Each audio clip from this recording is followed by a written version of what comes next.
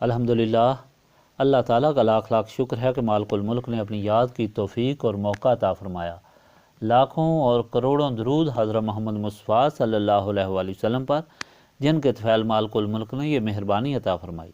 سامعین کرام، اللہ تعالیٰ نے قرآن پاک میں ارشاد فرمایا، اعوذ باللہ من الشیطان الرجیم، بسم اللہ الرحمن الرحیم۔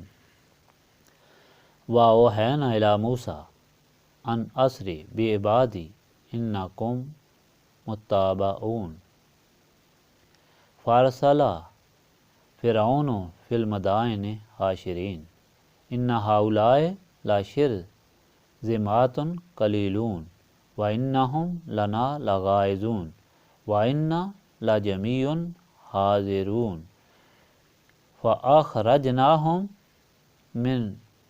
وَأَخْرَجْنَاهُمْ مِنْ جَنَّةٍ وَعُيُونٍ وَكُنُوزٍ وَمَقَامٍ كَرِيمٍ كَذَٰلِكَ وَأَوْرَثْنَاهَا بَنِي إِسْرَائِيلَ فَأَتْبَعُوهُمْ مُشْرِكِينَ فَلَمَّا تَرَأَى الْجَمْعَانِ قَالَ أَصْحَابُ مُوسَىٰ إِنَّا لَمُدْرَكُونَ قَالَ كَلَّا إِنَّ مَعِيَ رَبِّي سَيَهْدِينِ فَأَوْحَيْنَا إِلَىٰ مُوسَىٰ أَنِ اضْرِب بِّعَصَاكَ الْبَحْرَ فَانفَلَقَ فَكَانَ كُلُّ فِرْقٍ كَالطَّوْدِ الْعَظِيمِ وَأَزْلَفْنَا ثُمَّ الْآخَرِينَ وَأَنجَيْنَا مُوسَىٰ وَمَن مَّعَهُ أَجْمَعِينَ ثُمَّ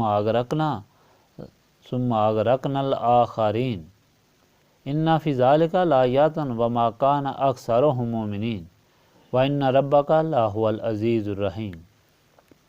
اور ہم نے وحی کی موسیٰ کی طرف کہ راتوں رات میرے بندوں کو لے جاؤ، یقیناً تمہارا تعاقب کیا جائے گا۔ پس فرعون نے سارے شہر میں ہرکارے بھیجے کہ یہ لوگ ایک چھوٹی سی جماعت ہیں اور انہوں نے ہمیں سخت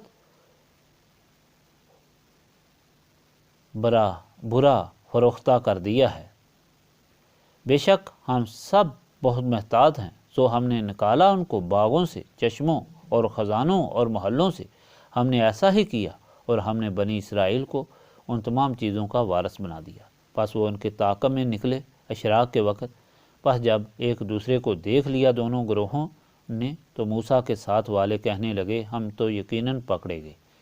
آپ نے فرمایا، ہرگز نہیں، میرے ساتھ میرا رب ہے، وہ ضرور میری رہنمائی فرمائے گا۔ پس ہم نے موسیٰ کو وحی بھیجی کہ ضرب لگاؤ اپنے عصا سے سمندر پر، تو سمندر پھٹ گیا اور ہو گیا ہر حصہ پانی کا، بڑے پہاڑ کی طرح، اور ہم نے قریب کر دیا وہاں دوسرے فریق کو، اور ہم نے بچا لیا موسیٰ اور ان کے ہمراہیوں کو۔ پھر ہم نے غرق کر دیا دوسرے فریق کو۔ اس واقعہ میں نشانی ہے، لیکن ان میں اکثر لوگ ایمان لانے والے نہیں، اور بے شک آپ صلی اللہ علیہ وآلہ وسلم کا رب ہی سب پر غالب، ہمیشہ رحم فرمانے والا ہے۔ پچھلے فرمان الہی میں آپ نے نسب رسولی صلی اللہ علیہ وآلہ وسلم کی عظیم برکت دیکھی، جس نے ذلیل جادوگروں کو بندگی کے اعلیٰ مقام پر پہنچا دیا۔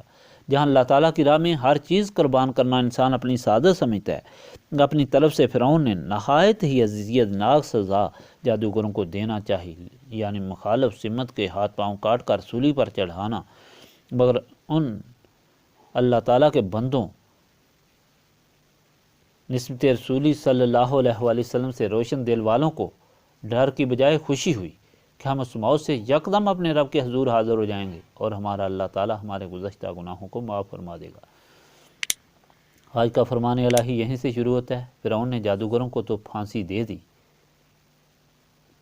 مگر موسیٰ اور ان کے بھائی ہارون کو نہ چھیڑا، صرف ان کی قوم کو اذیتناک تکالیف دینی شروع کی۔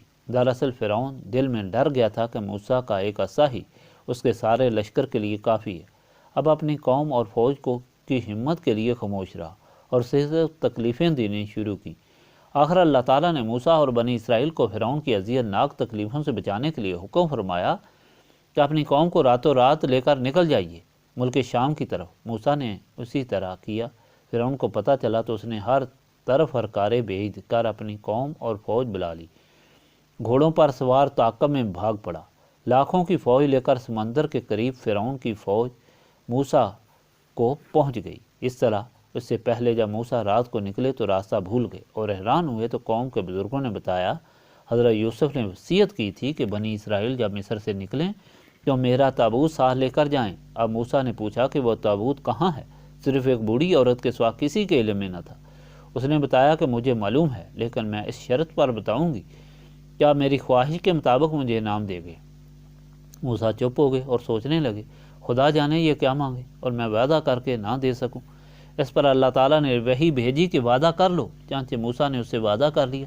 بوڑھی ایک آبشار کے نیچے لے گئی جہاں خوب پانی جمع تھا اور بتایا کہ اس جگہ تابوت ہے۔ موسیٰ نے عصا مارا، پانی ہٹ گیا اور تابوت نکال لیا۔ پھر بوڑھی سے پوچھا، بتاؤ کیا مطالبہ ہے تمہارا؟ تو اس نے بڑی قیمتی اور عجیب بات کی جو کہ آنے والی نسلوں کے لیے عظیم سرمایہ ہے۔ اس نے کہا کہ میرا مطالبہ صرف یہ ہے کہ قیامت والے دن مجھے آپ کا ساتھ نصیب ہو۔ نبی پاک صلی اللہ علیہ وآلہ وسلم ایک دفعہ ایک بدو کے پاس سفر کے دوران مہمان ہوئے۔ اس نے بہت خدمت کی۔ حضور پاک صلی اللہ علیہ وآلہ وسلم نے رخصت کے وقت فرمایا کہ کبھی مدینہ پاک آنا اور ہمیں مہمان نوازی کا موقع دینا۔ چنانچہ وہ بدو ایک دفعہ مدینہ پاک آیا۔ کاشانہ نبوت سے اس کی خوب مدارت ہوئی اور رخصت کے وقت حضور پاک صلی اللہ علیہ وآلہ وسلم نے پوچھا کہ کیا چاہتے ہو؟ حضور پاک صلی اللہ علیہ وآلہ وسلم سے عرض کی کہ سرخ رنگ کی اونٹنی چاہیے، جو کہ عطا فرمائی، اور ساتھ فرمایا کہ اس کو موسیٰ کی بوڑھی عورت کے برابر بھی عقل نہیں۔ صحابہ کرام رضوان اللہ تعالیٰ علیہم اجمعین نے عرض کی کہ بوڑھیا کا کیا واقعہ ہے؟ تو حضور پاک صلی اللہ علیہ وآلہ وسلم نے یہ واقعہ بیان فرمایا۔ غرض موسیٰ کی قوم فرعون کا لشکر دیکھ کر گھبرا گئی اور فریاد کی کہ فرعون تو پہنچ گیا۔ اس پر موسیٰ نے فرمایا، مت گھبراؤ، میرا اللہ تعالیٰ میرے ساتھ ہے۔ تو اللہ تعالیٰ نے فرمایا، سمندر پر عصا مارو۔ موسیٰ نے عصا مارا تو سمندر پھٹ گیا۔ دونوں طرف کا پانی ہر حصہ میں پہاڑ کی طرح کھڑا ہو گیا۔ درمیان میں راستہ خشک ہو گیا۔ موسیٰ اور قوم گزر کر پار ہو گئے۔ فرعون بھی بما لشکر طاقہ میں داخل ہوا تو پانی کو مل جانے کا حکم ہوا اور اس طرح اسے غرق کر دیا گیا۔ یہ قصہ سنا کر نبی پاک صلی اللہ علیہ وآلہ وسلم کو اللہ تعالیٰ نے تسلی دی کہ اللہ تعالیٰ ہر طریقہ سے اپنے بندوں کی حفاظت کرتا ہے اور ان سے مقابلہ کرنے والے غرق نیست و نابود کر دیے جاتے ہیں۔ یہ واقعہ ہمارے لیے بہت بڑی ہدایت بن گیا کہ اللہ تعالیٰ پر ایمان رکھنے والے دنیا کی بڑی سے بڑی طاقت سے بھی مت گھبرائیں۔ تاریخ گواہ ہے کہ فتح ہمیشہ اللہ تعالیٰ کے بندوں کو ہوتی ہے، اور اللہ تعالیٰ کے بندے وہ ہوتے ہیں جو اللہ تعالیٰ کے رسول صلی اللہ علیہ وآلہ وسلم کے غلام ہوتے ہیں، جن کو یہ غلامی نسب رسولی صلی اللہ علیہ وآلہ وسلم سے حاصل ہوتی ہے، جس کو بڑھیا نے موسیٰ سے مانگا اور جس کو حاصل کر کے فرعونی جادوگر بندگی کی ساری منازل طے کر کے اعلیٰ مقام حاصل کر سکے اور مومنین کے لیے اعلیٰ مثال قائم کر گئے۔ اس لیے یہ محفل اسی نسبت رسولی صلی اللہ علیہ وآلہ وسلم کو حاصل کرنے کے لیے، یاد الہی سے دلوں کو صاف کرنے کے لیے منعقد کی گئی ہے۔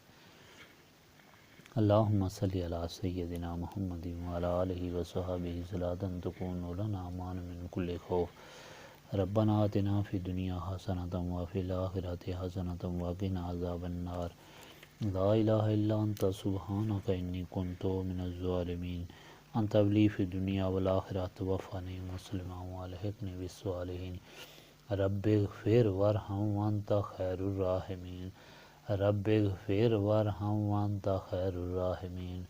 رب اغفر وارحم وانت خیر الراحمین۔ ربنا لا تزغ قلوبنا بعد إذ هديتنا وهب لنا من لدنك رحمة إنك أنت الوهاب۔ اللهم إنك عفو تحب العفو فاعف عني يا غفور يا غفور يا غفور۔ أستغفر الله العظيم الذي لا إله إلا هو الحي القيوم وأتوب إليه۔ ربنا تقبل منا إنك أنت السميع العليم وتب علينا إنك أنت التواب الرحيم۔